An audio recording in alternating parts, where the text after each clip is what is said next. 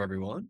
Welcome to another week. Welcome to everyone that's new. I'll take 5 minutes to do a quick introduction to the program and what this is about. And then this week, we'll review some of the progress that you guys have made and some of the research that you guys have done, as awarding some $100 prizes that ties in with some of the research for the program. Cool. So let's get started. So if you're new, welcome to the Theta program. The main component of the program is these research tasks here that will form part of our startup curriculum. First of all, just get started on our YouTube series, which is over here. As a part of that, the goal for building a successful startup is to build a product that is 10 times better than anything else that's out there. The process for doing that is starting by choosing an important problem.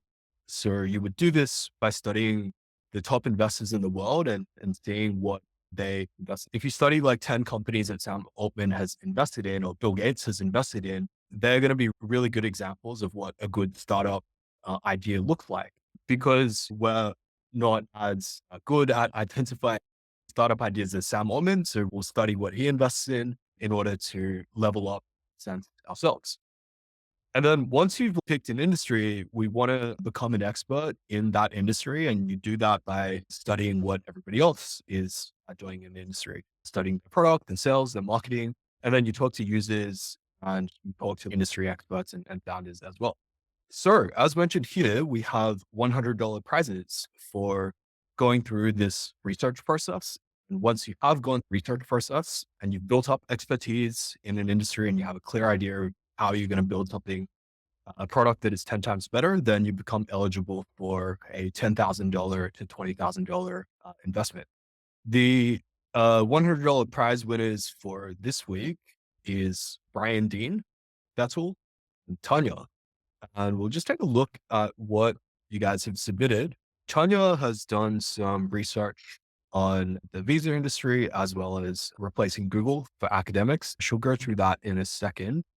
On to Brian Dean, who has done some research in FinTech and HR space and posted here. And finally, on to Faisal, who has done some research for the health and wellness sector, a bunch of YC companies and Crunchbase companies. I just wanted to shout out a good effort for the following folks: DT Roll with Dictation Daddy, Clatrical, and Sahana and Amara from Zivatech. I think you guys are about halfway there, so keep going with it. You should be eligible for the prizes in the coming sessions. Great. I'll hand over to Tanya quickly. So she might take 5 minutes to just go through her research. I hope I'm audible. So, just a quick introduction. Right now, I am in my research phase. Initially, as Rob shared, I started working on a travel idea. I wanted to simplify the visa application process by completely replacing visa agents. So, I spent 2 weeks on that. I did a lot of research. I talked to users and I did industry research. I studied multiple competitors in this space. But after 2 weeks of ideation and research, I figured that's not a good direction to dive into. And now what I'm working on is research and AI. And this is my progress for the last week that I'll be sharing with you guys. Just a quick disclaimer, I am still in the ideation idea, and I'm just going to be walking through what my progress is so far. In some of the articles published in Stanford Daily and other such platforms, Sam Altman says that the highest impact of LLMs is in aiding research and making scientific discoveries. He's talked about how AI can assist researchers by automating routine tasks, how AI advances can accelerate the rate of scientific discoveries. And so far, he's expressed optimism about AI's potential in general to accelerate discovery and innovation. After this, what I started researching on was just figuring out what is the current progress on LLMs for science. So I read some papers on the current applicability of LLMs. Some of these papers are coming from Future House, for example, are large language models superhuman chemists. Some papers on maths, building math generalist models through hybrid instruction tunings. So I read these papers and these are my learnings. So firstly, I figured that current LLMs are performing well in certain fields, and in certain other fields, they're not performing as good. For instance, studies specifically from biology research indicate that LLMs are crap when it comes to answering questions over the college level biology. And there's a company, Future House, that I talked about that's working on an LM for the same. Then studies from chemistry research indicates that the best models are outperforming even the best human chemists in the study. And the only gaps left there are in the chemical safety processes. And then similarly, there's researchers from maths and other fields as well. But after reading these papers, I figured that Sorry, developing. Tanya, just quickly. So for context, everyone, what Tanya is working on is building a better Google Scholar. So building a better Google search, starting with scientists, because Google Scholar, it really only returns like articles, and these articles could be like 100 pages long. So basically, if Google returned websites and not web pages, and what Tanya's been exploring is, can LLMs do a better job of this? Sorry, back to you, Tanya. So, basis this, I figured that developing just yet another simple LLM for research to answer questions related to science is maybe that can be impactful, but it's not a good direction for me to pursue because in some cases, current tools in the market are already solving the purpose, and in other cases, specialists in very niche fields they have been researching and already building tools for the same. So I had been looking at science from a very broad angle to begin with, but after reading these papers, I realized that we're pretty ahead in this research for AI for science. So one direction here could be to think of an LLM for very specific niche that hasn't been touched yet, maybe a cybersecurity LLM or nanotechnology LLM, but that's not something that I wanted to work on. So moving from here, I figured, as Rob has also mentioned in his startup course, what is the best way forward is actually talking to people, talking to users, talking to people in your space. The broader umbrella problem that I wanted to solve was helping the research communities, accelerating scientific research and hence creating an impact. So the next steps were that I should pinpoint and define a big problem faced by research community, identify and validate it as a major pain point, and then brainstorm the solution. So from there, I defined the target audience that broadly fell into these three categories: researchers and academics, industry professionals, and independent research enthusiasts. So after identifying the target audience, I then cold outreached to 60 plus people for interviews. I just used LinkedIn. I researched with these exact titles. And finally, out of 60 people, 17 people responded to my cold DMs and 8 of them booked calls. These are the questions that I was looking to get answers to. What is their current research workflow? What's a typical day for them look like? How did they nail down their respective problem statement that they're doing research on? Are existing tools in the market solving their purpose? Are there any gaps in the existing tools that we have an opportunity to fill? And other such similar questions. So, basis the user interviews that I've done, by the way, you can find a link to the documentation on the user interviews here. I'll link it in the chat. The learnings were the following: that people in research are wasting their potential, working on problems, not generating an impact. There's a huge gap in research versus the practical applicability of it. And yes, as Rob mentioned, the problem that Google Scholar sucks currently because it just matches research papers basis keywords, not context. This is an exact line from one of the user interviews that somebody said that you have to be very specific, very particular with the keywords you use on Google Scholar. If you choose the wrong keywords, then you miss out on relevant papers. Then there were some other problems. The ranking mechanism is flawed and other such similar problems.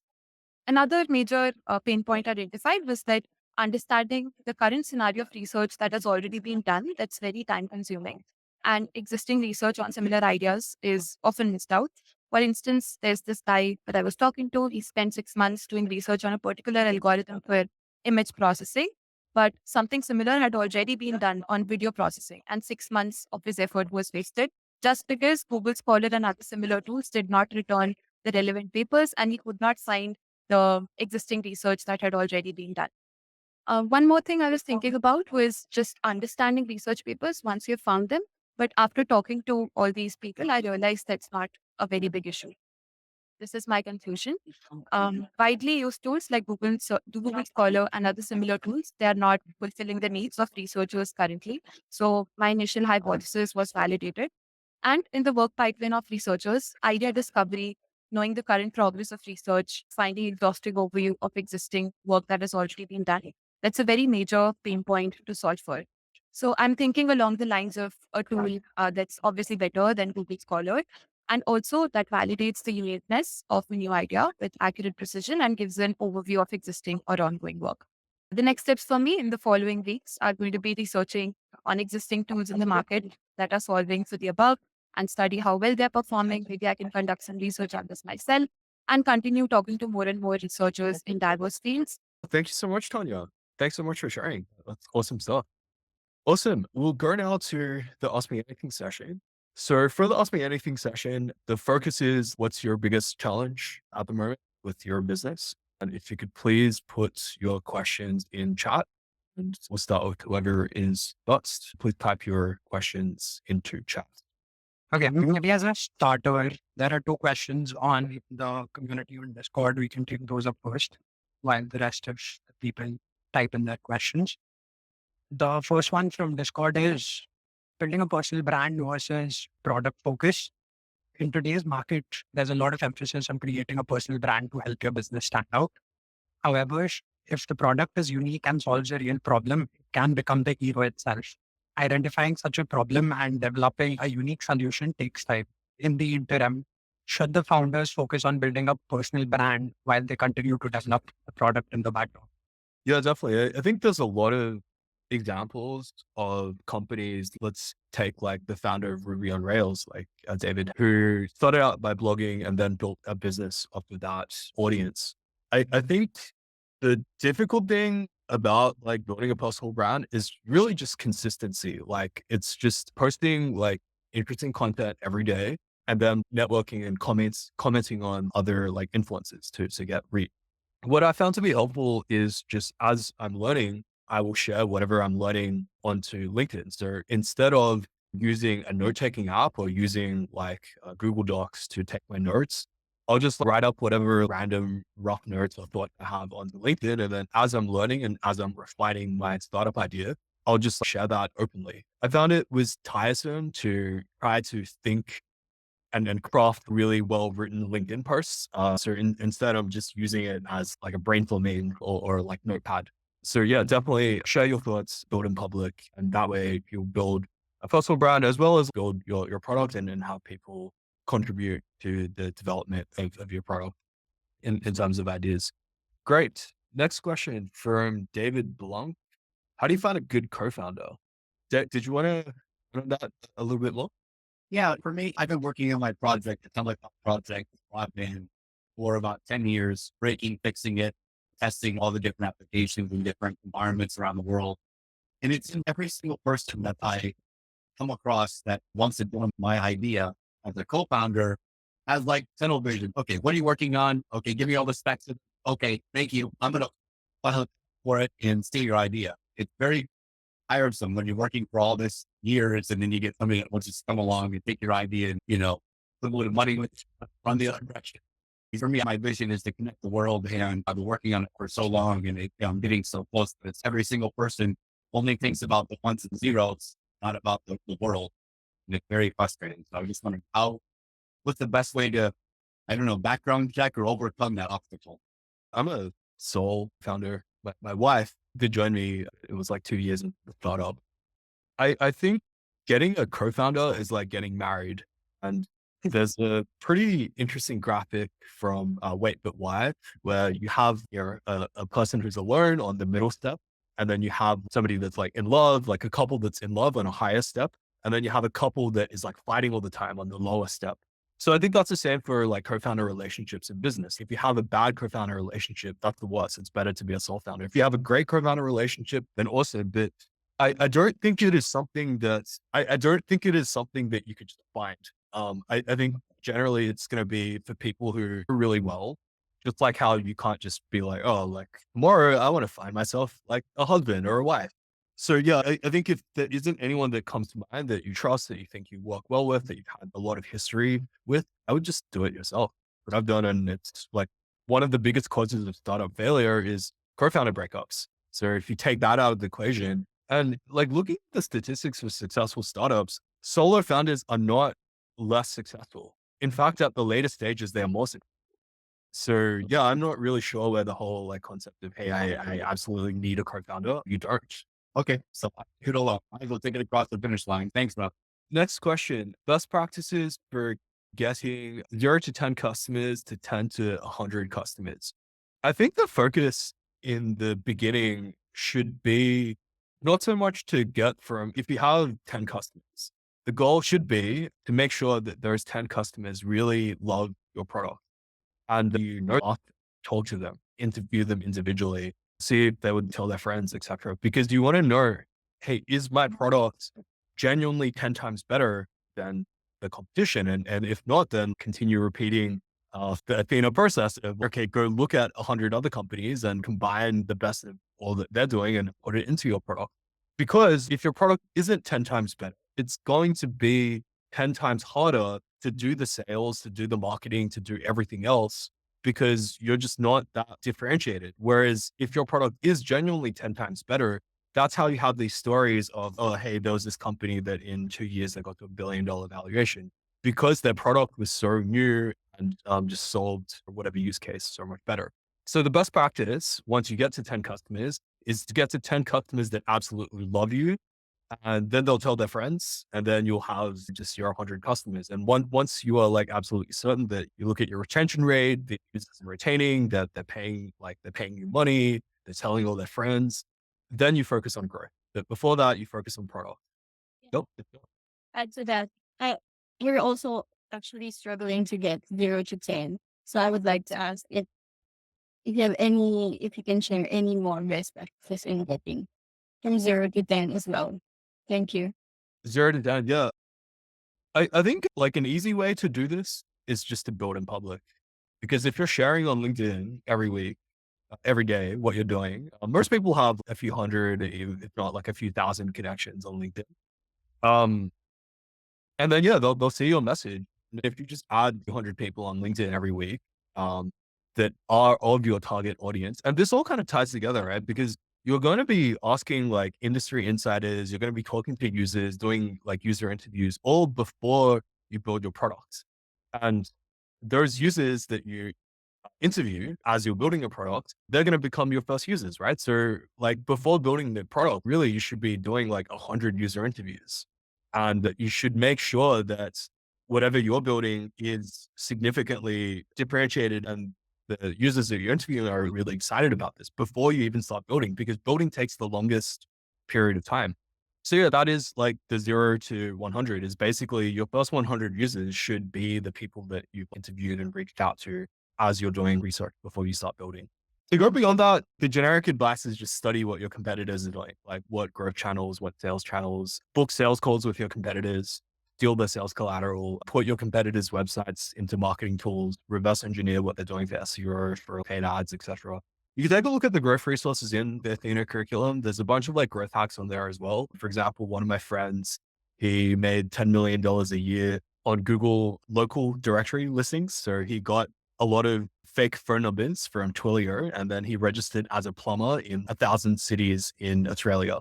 And then as soon as he got a phone call, hey, I need a plumber in this area, he will sell that lead to an actual plumber in the area. And then he made $10 million in a year doing that before he got shut. So yeah, there's growth hacks like that. There's like tons of things that you can be creative with, but the core is your product needs to be 10 times better. That is like every company that is $1 billion company is there because their product is better. And the main marketing channel for like everything, the main growth channel is word of mouth of like happy customers telling their friends. How can you onboard more OEM providers? We are into multi-brand EV service provider, and we are collaborating with the EV manufacturers, could be Ola, Ether, two-wheeler, three-wheeler, four-wheeler, and we want to leverage them that we already have the existing infrastructure, the technical team. So collaborate with us and we'll provide you the service after sales on their behalf into the automotive space. Okay, so you're trying to onboard your suppliers. So we just wanted to be the extended version of the OEMs because at the moment they're not able to sell, specifically talking about India, not able to sell across India because majorly they are putting their capital into product development and setting up their experience centers. But when it comes to the service after sales, they don't have the infrastructure. So indirectly, we want them to use our infrastructure, and parallelly we'll also be supporting the country and the similar countries to India to get more volumes of the EVs. I would find people that have sold to OEM providers before. I would find other companies in your industry or other people that have sold to these particular OEM providers that you're trying to onboard. And then I'll just ask them what they did, pay them to be mentors, or I'd reach out for mentorship conversations. And yeah, I guess just like talking to your current providers and just asking them, hey, what was it like? What was it about your service that they wanted to onboard? As well as how did other people approach it? And just studying, okay, what are the common methods for reaching such OEM providers? And if possible, yeah, if you could almost reverse it to be like, okay, are there common services that are used by these providers such that you could pretend to be like one of these providers yourself and then sign up with a competitor to see what they do, to see what their process is. So yeah, that's how I generally tackle sales related problems. Okay. Sunil, first customer, did you want to expand on that a bit? Of course, Rob. So I am from the software engineering background. So I am just thinking to build some software.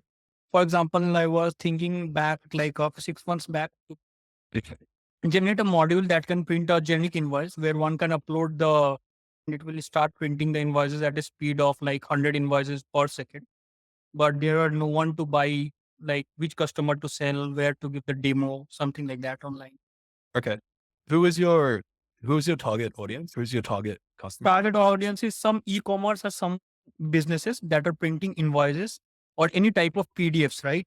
But if 10 companies are buying from me, so that may be a cheap thing, right? But reaching out to some big customer, for example, Amazon or some company who are already doing or some, I don't know how to sell to them or anyone. Okay. So this sort of ties back into the ideation process, right? You want to reach out to these e-commerce companies and then your messaging should be like, hey, I'm an aspiring founder. I'm building some technology for invoicing for e-commerce. I'd love to get your expertise and your feedback and your opinion on this.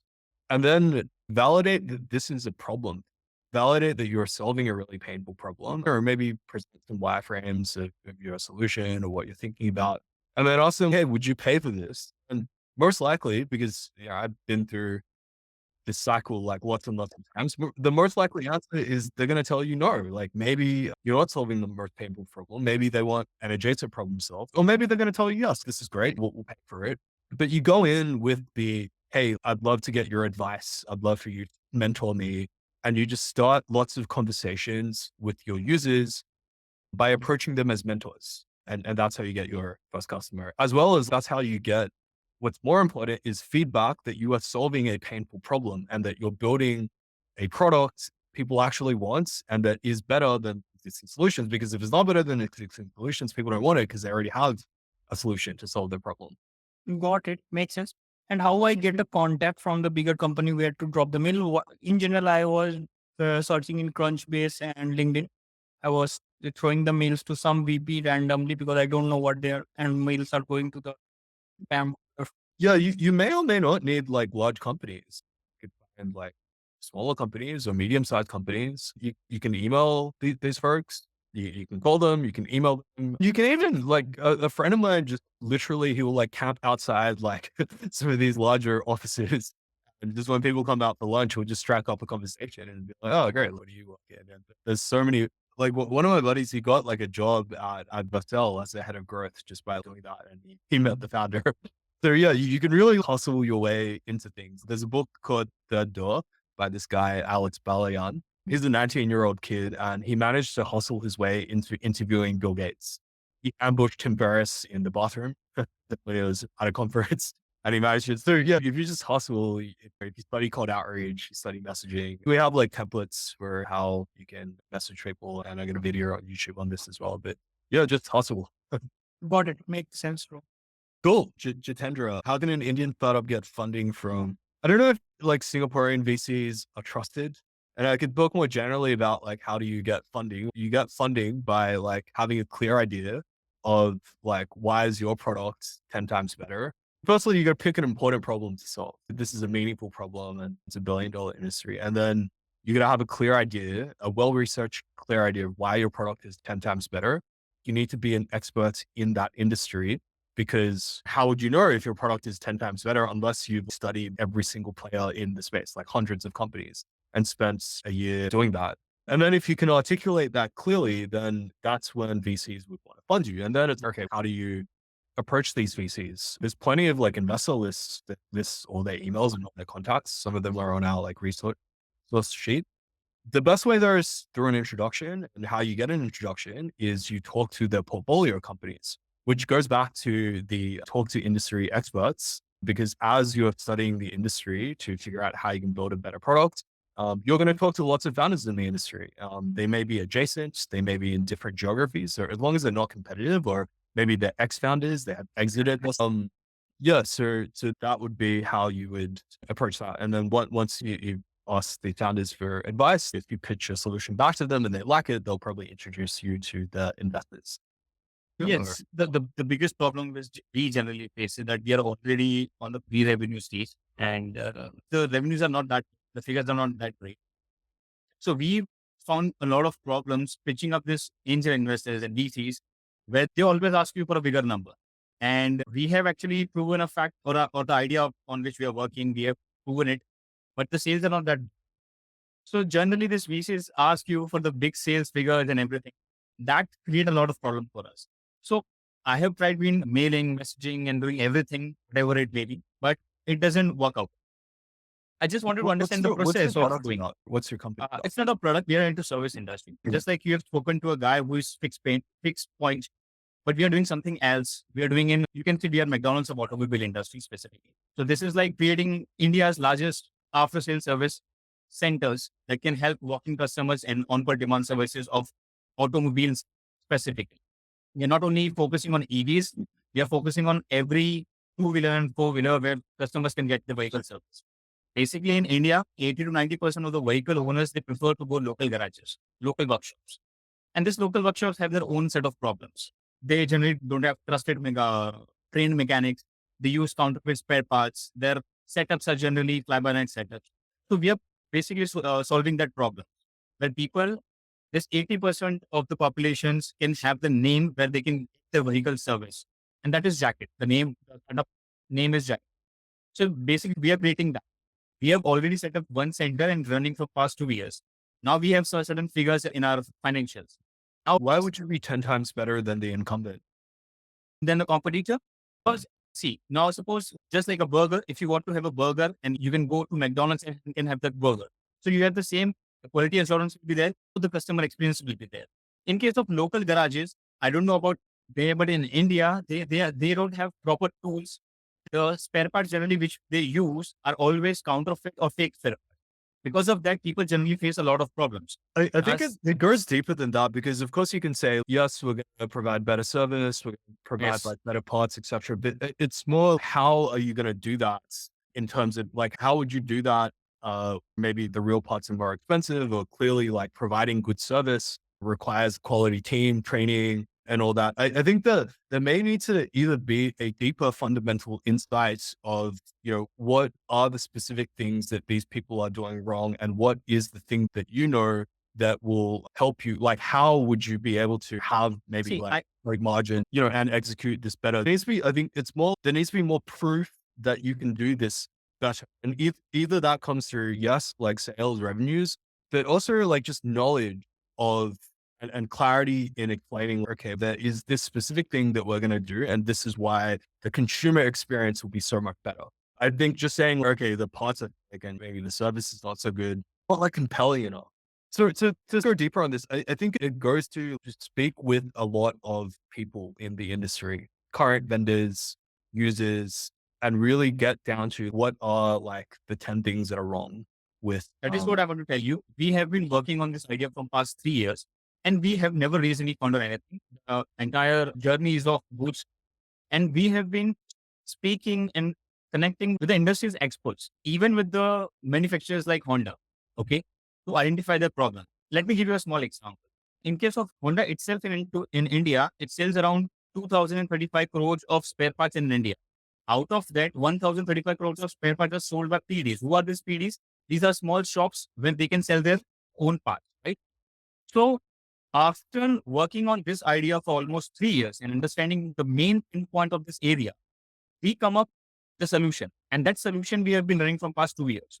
And we have been approached by n number of people who are staying at least 10 to 15 kilometers away from us just by word of mouth marketing. They have visited us. So what we are doing or what we are changing is that if you go to a local workshop, you will never ever came to know what exactly they are doing, what part has been replaced.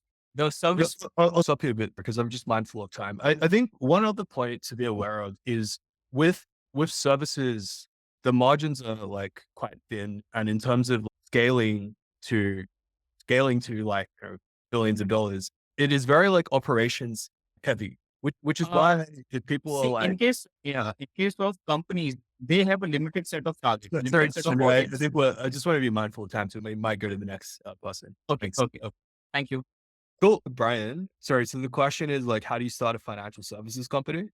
No, so maybe I can elaborate on that. So I was just thinking, so right now I want to start a financial service company, and I've talked to several people. And basically, if you want to operate a financial service company, one of the challenges that you need to be able to obtain the license, and the license costs 1 million US dollar. So I was just thinking, like when you're in the early stage of startup, how do you communicate that clearly to investors and justify the cost? Now, if of course, if you want to operate and not have the license, that's illegal. But a way to go around it is that you could piggy bank of some other financial service or bank companies and be a lead generator for them to earn some traction. However, the margins are like super, super small. Probably you get 0.1% out of every deal, the average ticket size. So I was just wondering, yeah, how do you communicate with investors, and is traction more important right now? And maybe have some thoughts and comments there. Yeah, this kind of, I don't have experience in the financial industry, but this draws an interesting parallel to eSIMs, which was a space that like a company that I invested in is working on. Where, yeah, it's the same. Like with eSIMs, you can, if you go negotiate your own contracts with the telcos to provide eSIMs, it takes a long time, it takes a lot of money, there's minimum commitments, or you can go through a third party reseller, but then the margins are really thin. So I think what is key is that you have the end vision like painted clearly in terms of, okay, once you have the licenses, how's your service going to be 10 times better than the existing banks? For example, Stripe was clear from day one. Like they even charged like more than competitors because they're like, hey, we're going to be the first service API for payments where like the developer documentation is awesome and it's like super easy to set up. So if you have that like idea clear about what does that look like. So for example, for the company that I angel invested in, their like end vision for eSIMs was like, we're going to provide eSIM, not only give you data, but also give you a global phone number. So you can access your phone and your SMS like anywhere, because right now it's just data. So that is a 10 times better solution. So I think if you have that clear, and then you also get you just start like being a reseller and you get some customers and you get some traction. And I think the key is to talk to customers about your like proposed like 10 times better solution and to make sure, hey, the customers are incredibly excited about this. And the customers, if you can get like prepayments from the customers where they sign a letter of intent, they're like, hey, I'll sign up for this even before it exists. If you can make it exist, then yeah, I think you have a very like compelling case to raise money. Okay. And a small question, if I could ask, very short.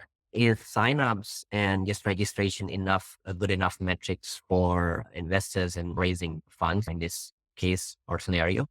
I think like traction is important, but what is even more important is like, why is your idea 10 times better?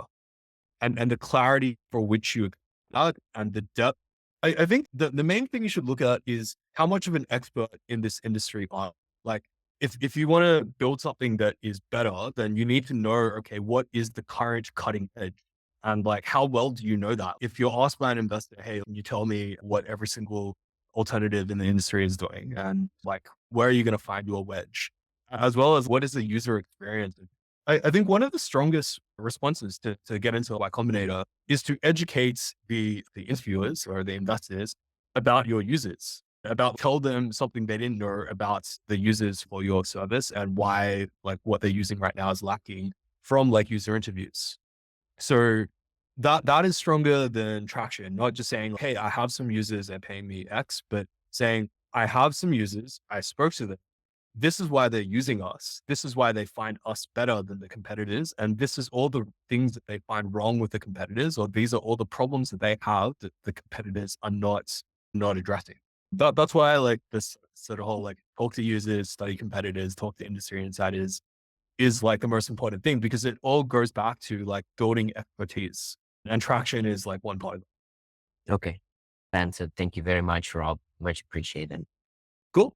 Okay. So for questions about the program itself, Rishi can guide you through that later, but pretty much it's just what it says in the guidebook. There's these AMA sessions every week, and there's a focus group that will run after this where you guys will chat in groups of 8 and share like your biggest challenges. And then there's the goals, and there's also like the YouTube videos, and there's our startup curriculum. And then you just post an update every week about what you're learning and what goals you're working on, etc. Okay, next question. Checkout as a service company for e-commerce brands. So scaling the business. Okay, why is this a problem? Why are you facing a problem scaling if both co-founders are from a tech background? In fact, that's probably more of an advantage than a disadvantage, because the best growth hackers I know are all from a tech background. Yeah, hey Rob, hey. Yeah, so this is Azim, co-founder of FlexiPay. So what we are facing is we are from the tech background. We have stabilized the product. So our background is tech. We know things in terms of tech, right? When it comes to marketing, scaling, finding out a GTM strategy, there is where we are lagging. Okay, so we are doing good. We have built the product from 0 to 1, live with 45 brands, around $500,000 ka transaction we process in a month. Right. But this is something we are unable to since last 3 months. We are stuck with very linear growth, right? And we want to make these 45 brands to go 100 within next 2 months, 3 months itself, right? And we were unable to figure out how and what we should do in order to achieve the target. Sorry, Azim, I missed the first part. What was the business about? Okay, so we are building a checkout as a service company, Rob. We Okay. smoothen the checkout for a e-commerce store. We are not a payment gateway. We are in the middle layer between the payment gateways and the e-commerce stores. The problem, what I just told is we are unable to scale in terms of marketing, GTM business, not in Of customer. for D2C stores who are on Shopify, WooCommerce, BigCommerce, Magento. Okay. Okay. So yeah, so it seems like you've gotten some traction already. So besides all the product improvement stuff that I already mentioned, I assume like you're familiar with the companies that sell lists of Shopify store owners. You could scrape that there's like scrapes of that from Built With, or I think there's a company specifically for e-commerce leads called like storeleads.app. I think. But yeah, there's like lists of Shopify store owners that you can buy from Built With, and then you could just use any like contact tool to find like the contact details of the store owners, or use like the quiz records as well to find contact details. So like contact finding tools being like Contact Out, like my business, or like Polar, or any of those. Has that been like your current process, or Yeah. What is the question, Rob? is that your current like outreach process? Okay. Or Yeah, I was how do you like it? about to tell. So in terms of generating the leads, or even the good part for us is even if we are generating the leads and bringing the people from demo, right? Out of 10 people, if they are coming to the demo, we convert 3 to 4. Okay. So because we know our product is good compared to competitors, as you say, it is 10 times better. It's just that when we talk about the competitors, so we are based out in India, right? And the competitors have $1 billion amounts in the bank, right? And they now are mostly playing on the pricing side. Okay. And the industry where we operate, we specifically charge some percentage based on the total GMV. So we charge starting from 0.5% to 2%. Right. And when there comes the competitors, they lower the price. Some of the competitors are giving it as free service. Right. So this is where a store making $1 million maybe a year, right? 0.5% would be a bit good amount for them to pay. Rather, they'll prefer to go to the competitors. This is one challenge we are facing in terms of scaling. We are unable to build a brand. We need if someone hears our name FlexiPay, they should know that this is what we provide. So there we are lagging. Yeah, I think it's always difficult. That's why the first part of the curriculum is picking a problem that's where you can truly have a massive impact. For example, if you solve nuclear fusion, and clearly there's not that many competitors, but like In this space in particular, I think it like perhaps a more helpful response is I think for like contact out, we face perhaps a similar problem where there's a lot of like competitors and people are like dropping their prices. I think like price does form a part of the are you like 10 times better? For like contact out, we like recently dropped our prices and we offered like unlimited emails, unlimited phone numbers for $25 a month, which is much lower than all our competitors. But price does form a part of is your product the best in the market? And Paul Graham of Y Combinator like once said, it's great to turn like $1 billion market into a $50 million market if you can capture all of that 50 million. So perhaps on the pricing front, it may make sense to structure a deal that just sounds like it's a no-brainer. Like it's absolutely the best deal compared to all the competition. Maybe even if it's something like flat pricing and like unlimited transactions or something that's like just so like different and unique to Oh, the competition. So you want to think about it. Yeah, you can make your product 10 times better. You can also make your pricing 10 times better or just 10 times different. So you think about what's something that you can provide that doesn't cost you anything and just make it unlimited. And then your offering would look like way better than any of the competitors. so this is Rob, interesting point. This is what we learn when we start the journey is you should never play on the pricing side, right? I might be wrong also, but this is something what I was concerned if we are playing on the pricing side, maybe we are making it flat. Next day, our competitors are again coming and they are also making it flat. There would be no differentiation at that particular time. There will be in the sense that if your competitors have raised billions of dollars and they've hired hundreds of staff and you're Yeah. like bootstrapped, you can undercut them like heavily because you don't have the staffing expenses. And if you capture the whole industry and you make $50 million, that's a really good outcome for you. Hell, if you capture the whole industry and you make a couple $1 million, that's probably a great outcome if you're bootstrapped. But if you're venture backed with a few billion or a few $100 million, they can't follow you there. So I don't agree with the don't compete on pricing. Clearly, it's better if you have a very differentiated product that is differentiated because it's hard tech or because of some other mode. I don't know, you're the first a marketplace like Airbnb and everything is on Airbnb, so nobody's going to start a new one. That is a better defensive mode. But if it comes down to you got to win the market and pricing is the main lever, then use pricing as a lever. Don't be the one to be like, okay, I'm going to charge the highest price. Interesting point because our product, what we are building, it has a network effect, right? The more stores we onboard, the more users data we have. So currently we have 1 million plus users data already with us, right? So this is what I was thinking, but I'm not very sure. Just like you said, we should go with flat pricing because no other competitors are going with that, right? And yeah, interesting point. I'll take a note of this. Thank you so much, Rob. Yeah, you also want to think about, is there something that you can get these people on board and then maybe you get on board them for cheap or for free. And then once they're locked in, then maybe 2, 3 months later, you have something else that you can sell them that monetizes a lot.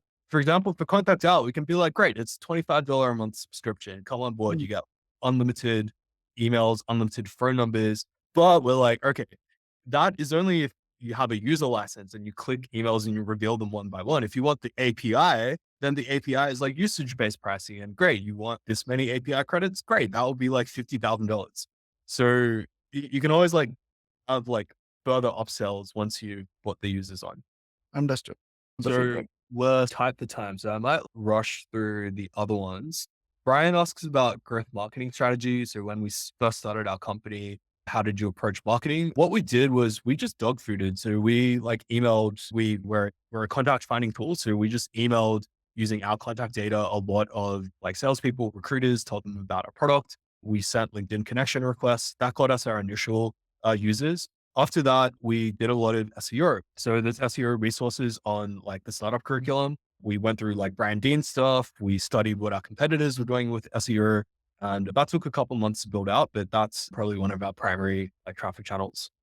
What are the tangible assets of a software company and how do we arrive at a certain valuation in the early stage? Really, this goes back to what we were talking about before, which is how clearly can you communicate that you have a 10 times better solution to a really big problem? There's no real like sort of tangible assets or things like that. It's all based on the promise or the clarity of your vision and then how much like proof you have in there. But really that goes back to how much of an expert are you and how well do you know your particular industry? asks, the problem David Blunt mentioned for finding professionals is okay. Okay, that's just the promo. All right. I think, okay, one last one. Rohit asks how to find the addressable market size for a product. This one can be difficult. If there is an incumbent that is making $1 billion, that's the easiest. You can be like, okay, we're going to disrupt, I don't know, Microsoft, or we're going to disrupt Google. Google is making this much money.